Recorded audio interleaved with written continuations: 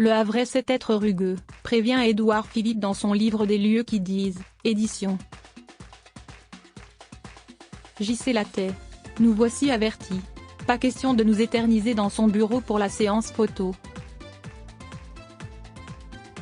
L'ancien Premier ministre, très ponctuel, a le timing rigoureux. Mieux, il ne tient pas en place. Enfant déjà, il était de son propre aveu assez turbulent, tonique, nerveux. Aujourd'hui, on dirait hyperactif, glisse-t-il.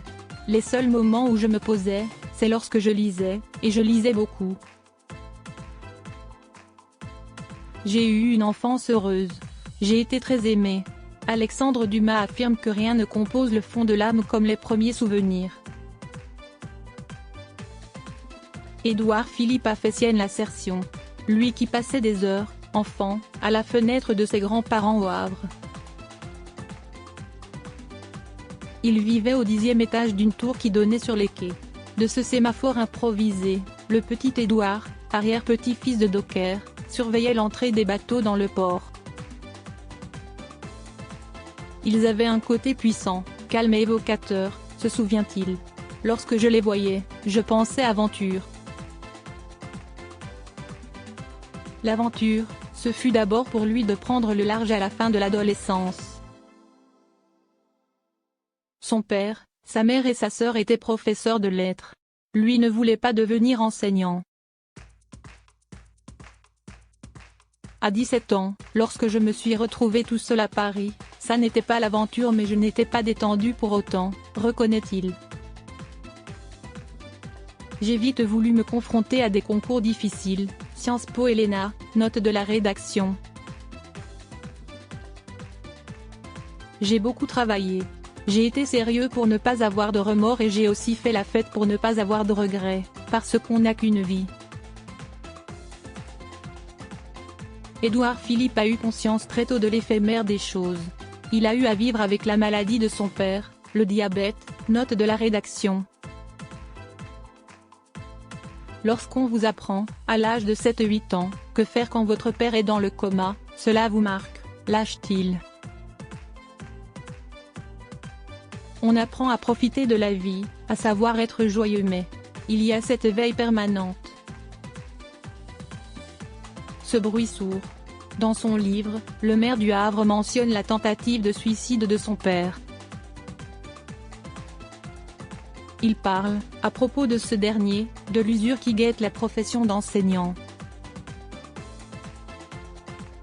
Éprouvé, d'une manière différente, par sa mère.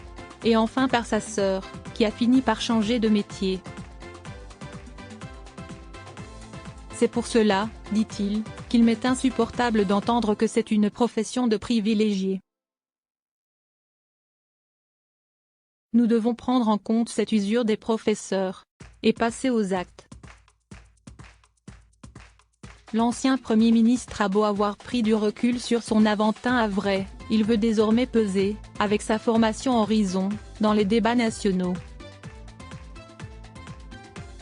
Tant pis si son changement physique, la perte de ses sourcils et de ses cheveux, due à ses 2 maladies auto-immunes, l'alopécie et le vitiligo, peut troubler quelques électeurs. Les médecins ont suggéré que le stress avait pu être un déclencheur. Édouard Philippe n'en a cure et il n'est pas prêt de baisser les armes. C'est quelque chose qui n'a aucun caractère de gravité, martèle-t-il. Il faut garder le sens des proportions.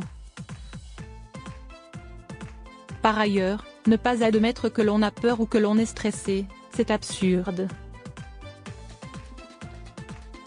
Les militaires qui n'ont pas peur avant d'aller au combat sont ceux qui ne connaissent pas la guerre. Ce qui est important, c'est ce que l'on fait de cette peur ou de ce stress. Comment on les surmonte pour avancer. Droit d'auteur @Thomas Lesné. Édouard Philippe conserve sur son bureau le sabre qui lui a été donné durant son service militaire, lorsqu'il est passé officier.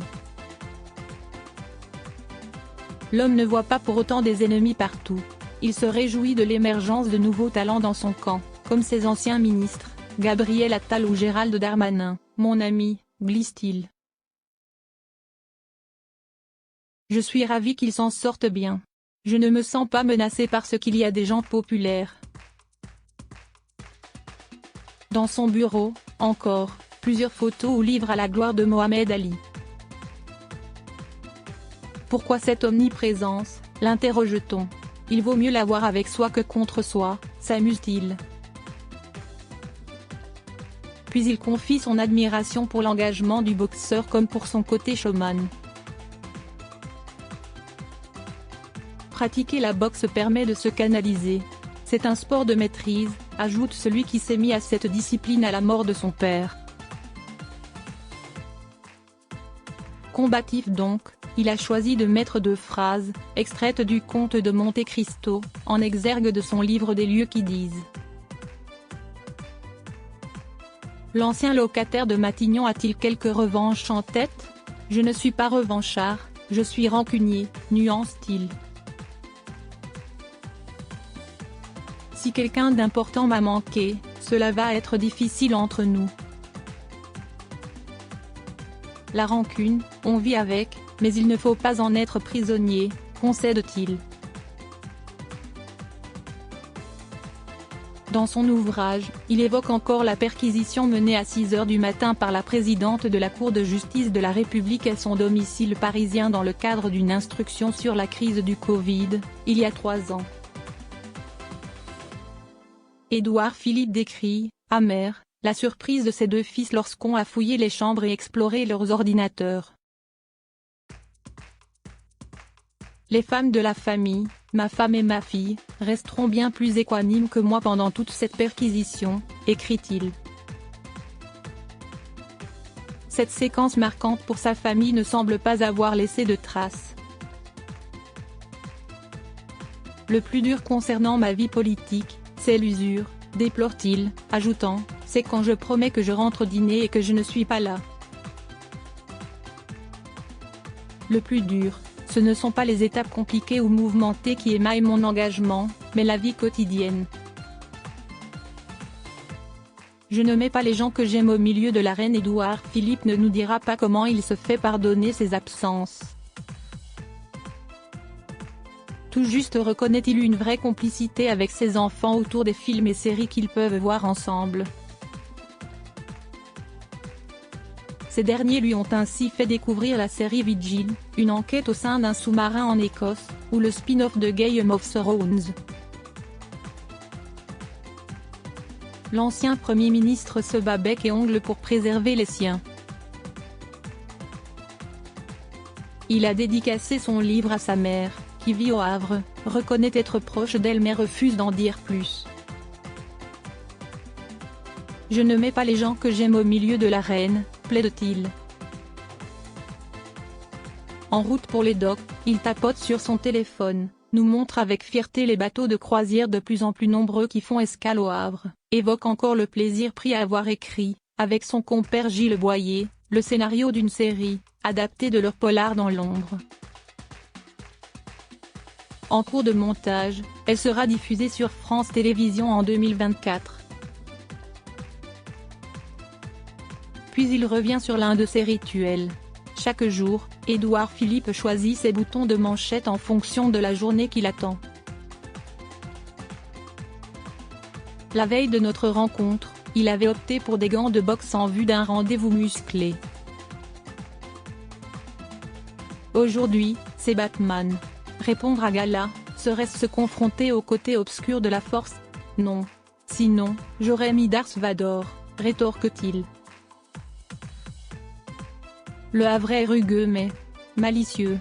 Cet article est à retrouver dans Gala N° 1587 disponible dans les kiosques ce jeudi 9 novembre 2023. Crédit photo, @Thomas Lesné.